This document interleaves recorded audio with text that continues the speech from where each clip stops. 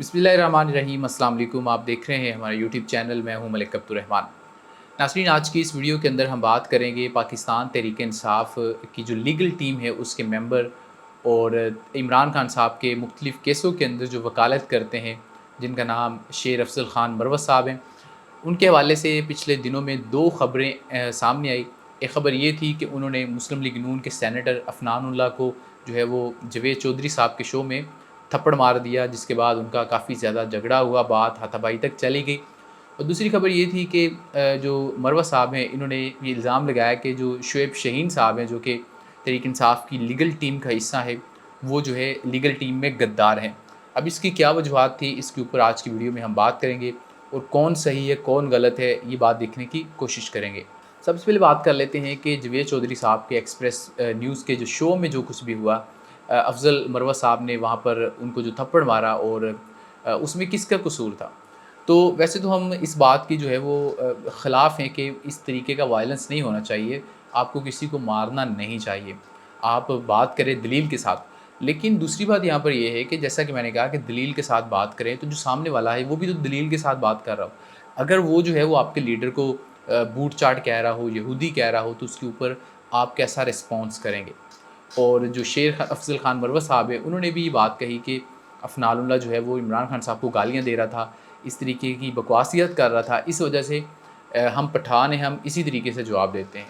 और जो footage release की गई है एक्सप्रेस टीम की जानिब से, उसमें जो है वो सिर्फ़ वो वाला पार्ट दिखाया गया है कि जब मरवत साहब ने उनको अफ़नानुल्लाह को मारा है। तो जावेद चौधरी साहब इसमें पूरे तरीके से बाइस नज़र आ रहे हैं हमें।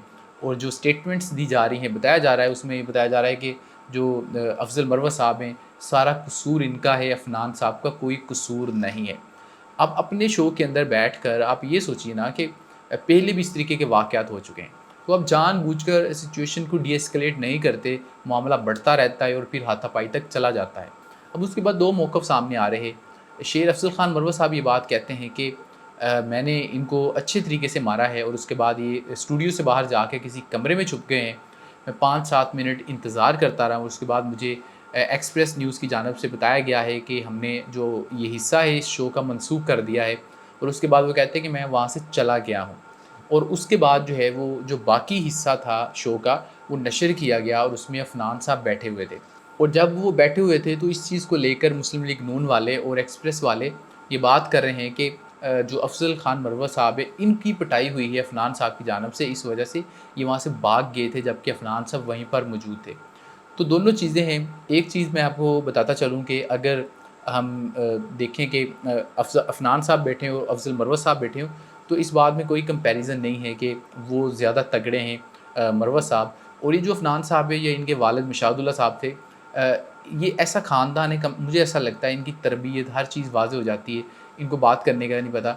मुस्लिम लीग नून के अंदर चंद बुलीज़ हैं, उनमें से एक ये है, एक तलाल चौधरी है, फिर मरियम औरंगज़ेब है, उसके बाद ये जो है हिना परवेज़ भट्ट हैं और 1-2 और ख़वातीन हैं जो कि मुस्लिम लीग नून ने रखी हुई हैं इस तरीके से मीडिया के ऊपर जाकर बातें करने के लिए।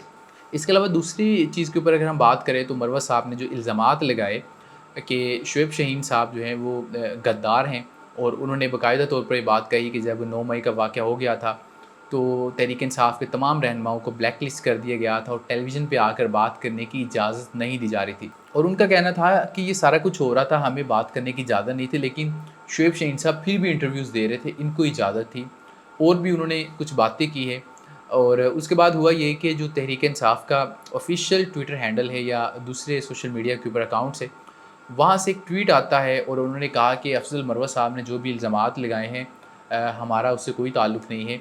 तहरीक इंसाफ़ की मतलब कि तहरीक इंसाफ़ का कोई ताल्लुक़ नहीं है। उसके अगले रोज़ हम ये देखते हैं कि मरवत साहब की तहरीक इंसाफ़ के चेयरमैन इमरान खान साहब से अडयाला जेल में मुलाकात होती है। और उस मुलाकात के बाद जो है वो हमने ये बात भी देखी कि कुछ ख़बरें आ रही थी कि जो तहरीक इंसाफ़ की लीगल टीम है, उसमें से शुएब शहीन साहब को बाहर निकाल दिया गया है। लेकिन एक बात मैं कहूँगा कि शुएब शहीन साहब को जितना मैंने सुना है, हर फ़ोरम के ऊपर वो इमरान खान साहब को डिफेंड करते हैं। इसके अलावा क्या चीज़ें हैं, वो ज़ाहिर है जब तक सामने नहीं आएगी हम कमेंट नहीं कर सकते। लेकिन जहाँ तक इस बात का ताल्लुक है कि मरवत साहब कह रहे हैं कि शुएब शहीन साहब को इंटरव्यू देने की इजाज़त थी, तो वो तो नईम पंजोता साहब भी दे रहे थे, वो तो कुछ दीगर लोग भी थे। وہ تو اب آپ کے بھی نشر ہونا شروع ہو گئے۔ اور جہاں تک بات ہے جو آپ نے کہی کہ ان کو کوئی نہیں جانتا تھا، تو بھائی آپ کو بھی کوئی نہیں جانتا تھا۔ جب خان صاحب کو پکڑا گیا تھا 9 مئی کو، تو اس کے بعد آپ کی خان صاحب سے ملاقات کروائی گئی تھی۔ اس ملاقات کے بعد لوگ آپ کو جاننا شروع ہوئے تھے، اور میں نے پہلی مرتبہ آپ کا نام تب سنا تھا، اور مجھے پتہ چلا تھا کہ یہ بھی کوئی بندہ ہے جو کہ خان صاحب کی لیگل ٹیم کا حصہ ہے۔